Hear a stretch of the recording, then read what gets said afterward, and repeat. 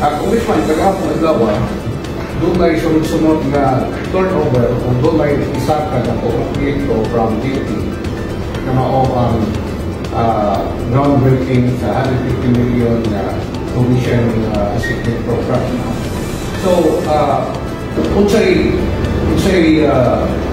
mahimo nga background yung mga sa tuition kaya 150 million niya asa na driving point na makayot ka na makatabaw siya sa economic development. Well, tinigong third district for a very long time hindered ang economic development because of the perception na samok. So, taon-taon na ba yung samok dire. So, pasalamat na karoon na ang ato ang regional director sa tourism at taga-UK kami na po. Willing siya matabang sa ato ang iyagyaron niya na ilang buong atong ekonomiya. Okay, as we all know, around 56% sa ato ang taga-30 is living below the poverty line. So we need to make a big push. Hindi man good enough na infrastructure lang. It should go hand in hand with some economic fundamentals. So pasalamat na kaya dagan mo ng mga mayor sa 3rd district na kasama ko ang lantaw. So diya si Mayor Junjun Uy. Kaya si Mayor Junjun Tao doon niya na meron natin proposal para sa mga paspas ka na siya. Kinalang identify, kaya Utah, kinalang siya doon na Utah. Pili ko na siya. Kaya siya po, obsessed siya with the idea of making a big push so that mag-improve din ang Iloy. Because kapag siya, Iloy is the heart of the 3rd district. Magsulog dito rin kanan. So, kanang na ang kalsada going to tourism spots dito sa Iloy, tapos na siya tabang. Aron niya na mas malisita na sa mga turista, both local and international. Okay. Usapon sa itong madunggan ni mo katapang daw kung dealing with economic development, ang establishment sa economic zone influence. So, usapon may status sa ito? Kami ka na dito ng special economic zone, excited kami na kay lagi nagpagsinagling trabaho sa tuwa. Kaya sa ginong pa din yung na po ba. Hindi enough na yung mga investors and yung mga establishments kaya kami sulod. Kaya wala yung buying power na ito ang mga matauhan. Hindi ako na malanggo. So it should go hand in hand with the jobs created. So, nagka-meeting naman sa PEZA. So, kanang 25 hectares readily available na. Ang nalangay gamay kay ginegotiate na mas mulabaw pa sa 50 hectares. Ano man, kaya mas maka-attract tao developer na mas maayo. Kaya mag-usip lang po sa tayang kung minimum rapod. So, plus mas like kung pwede mo sulod rin, mas like kung trabaho mo sulod. So, ingon man si Mayor Junjun gahapon, o ba ni Vice Mayor, mga konsyal na murag, okay naman ko nito. Kaya na full support sa council. So, salamat po ta sa local council sa Liloy na supportive kayo.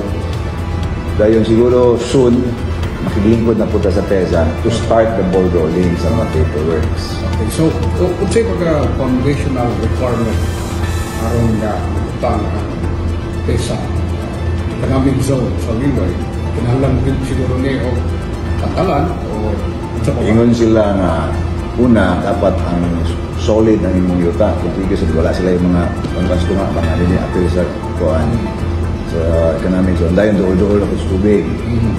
Dahil dapat po ang area medyo developed na po. So, qualified tanan ng kuhaan. Hindi qualify ang tanan kuhaan. So, sa requirement how about sa energy sector kaya maramatan ko rin tama? Ay, kung pati, usap sa gusto nila, dapat supportive ang local government units, supportive ng food. Kanang sa kuryente, importante yung kinang kuryente sa pagsulod sa mga investors, diba? Nakakuha po tag commitment sa SANECO, ng GM, na iyag yung po kunong doon kung sa demand sa ito ang economic zone. Tungkol kayo siya nag-support sa ito ang programa na gusto ta na from 56% na below poverty line, gusto ta maubos din na sa 20. So, through this initiative, it will probably take a very long time. We will not there. Aside from sa economic development, sigurado kung kita na in terms sa economic improvement na po ay dyan, siguro siguro tayo ang demand o okay. Pero hindi man magkakong first step, usas mga impoverished mga munisipyo din sa akong probinsya na nakatulog sa tuloy mo tutukan din mo sa pagsulpan na mapanaon ang poverty level o hindi ito naman. Kasi yung mga initiative niya. But we are trying to get all the LGUs involved so that we can address sa infrastructure na although atong opisina kami makakatawa ng mga infrastructure so hindi ka mag-prioritize ta itong mga interventions na kinangalan kaya kita po sa healthcare okay kung publiko ng area o sa ka-neglect is healthcare kanya o magdaot basta ang kamtangan mo mapaligyan mo sa mong kagot so we're trying to make sure that we have resources available in hospitals that we do there we can as long as they let us know reach out to sila yes assistance sa education we're also trying to make sure that we have educational institutions in place na harap sa doon so that there are pending bills to establish in the Labasan and also to establish already her campus in Cebu aside from the already existing mga institutions sa area we're trying to push so that we have adequate school classrooms and rin po rin para sa mga bata yung nag-iipit ng pangakon sa itong pagbuta na maybe gamay sa atong panglantad o tanang ng pagbuta is soon buhato na din yung yan kasi tagaan nila ni Senator Pimentel so that we can establish a national a building for national offices there is a national agency in power yes so that our constituents will not need to travel and nag-iupsan uwi kayo napikin na ba yung mamliti pagdagat puro sabihan sa tumor na at least naanay mga representative ko yun ang mga satellite office sa mga kanaylayan ng mga NSWs kayo kini tangan nga ang uban na rin realize na sa patuwa so one turn agad sa pagkakonsista pinahatan ng mga sa isang kini mga foresight nimo sa panabot it needs to be continued ito kita kung politiko na tama po election that's the sad part kami dito part ako daw kadog ka sa mga kabayan ko na pwede bumawa sa tao na nang pamilipikat kayo naman kaya sa pagkakanoon tumusto na ato matubad na yung katutuyo sa ito pero so kasi ako just a little over 1 year pa lang at this time around next year campaign period na tanaw sa kato kung sa play versus political and then ang political alliance with other parties you have your common ideals and vision so you share I think without going into details I think our group in the 30s is stronger now than before and we are happy tako kayo backlog tako kayo vacuum ang lack of infrastructure coming from the provincial government because let's face it ang primary responsible na sa infrastructure, sa healthcare, economic development, provincial government na that we have failed miserably and we are thankful that di madugay mas mausog na in the person of Daruloy Dindut, Bilong na tayo Amor na tayo, Doctor na tayo Marian Gidala ang lumala ang Dipolog but actually Dipolog is okay now muna nga instead of monetary sa politika, ako isa niya, tambay, tabangin, kayo mo lang nabiyak-biyaan, hindi kay, hindi magaling bibisita ako sa gobernador, usahay, mani ang mga tao, makakula mong gani. So, walay klaro ba nga, kinundog ka, yun sila nga, ito, dili mag-sopa kay na-threat, na-hospital na di ay, Astilan, di ba? So, muna nga, if these people cannot tell us the real score, simple tayo nga butang. Kasabot na tayo magdaot ng tao ba? Di ba? Tao, butang magdaot butang. Pero, anong bakat kan ba mata? So, if these people task to help us, di man ito ka-student nga na simple butang. Sali ba baka talaga ng kaumao na nga? Yung may butang din sa ligan. Oo, kana. But what you have find in common with Mayor Lara? Kami dito mag-student may number one, we are dismayed with our state of politics. Ano man, kwarta, sige lang kwarta iskutan. But what we are offering the people is more than just money. We are offering them their future, the future of their kids, the future of their grandchildren. And we hope they understand. Diba? Pasalamat namin kanunay sa mga tao na nagpaluyo ka na mo. Daghan man eh. We have a silent majority in our district.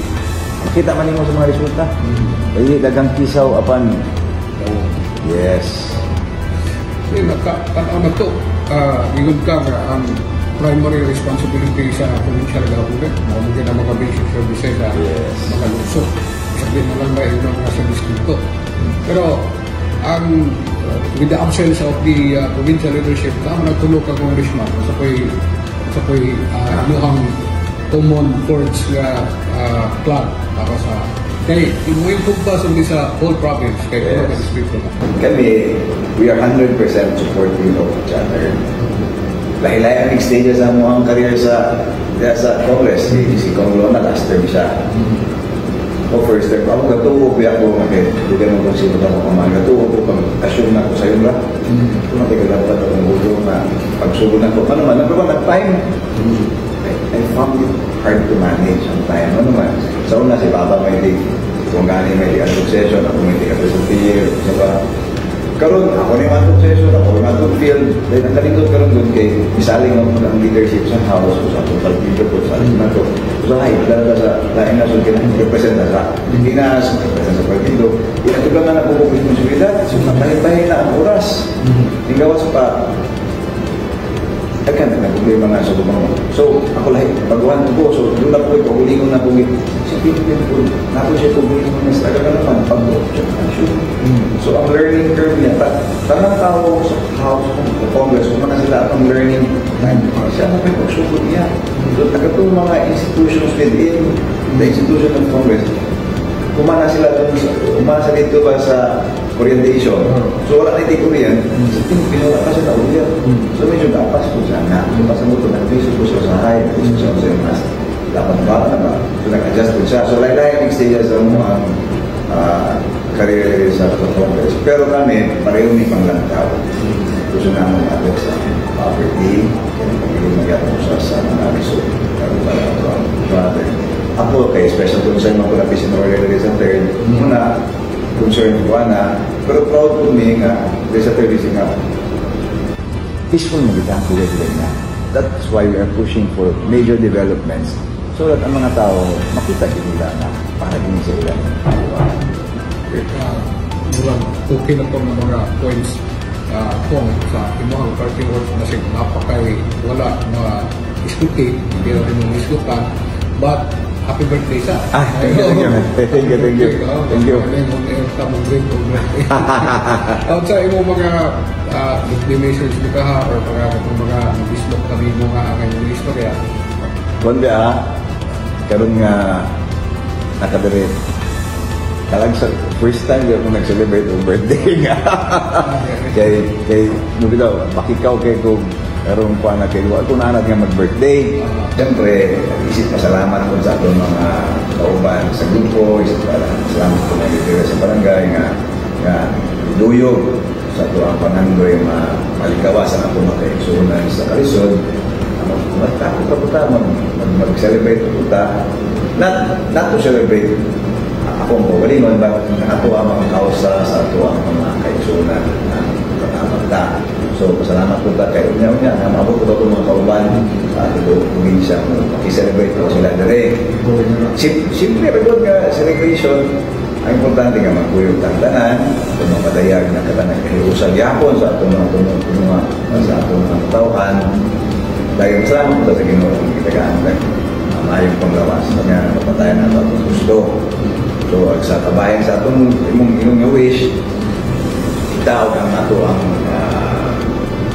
opisina, obsessed na ta sa poverty alleviation, obsessed na makakuhat ng mga pamahagyan na nagtawas sa communication na ampulang ta.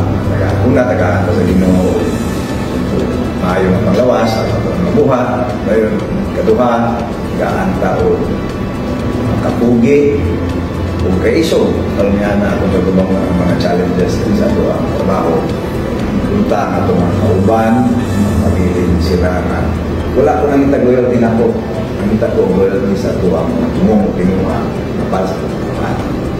So, ako siguro, mga siguran, basta lang, malipay na ta. Ito lang ng umutong ko na itag 20, sa pag mga 22, 25%, pero poverty line, ako na may difference sa 50 kapin, kana, wala, ako pinata na. Layo pa. Tingon pa nila. Dugangan pa ako. Ang tao na yung hukuman na. Pero sa gingon pa nila, layo na mabuta ka ron, sugod sa pagsulod na to. Pero layo pa niya ka. So layo na, pero layo pa. So inaawag nga, kuyog ka. Patulong kita dito na. Salamat sa pagbisita nga.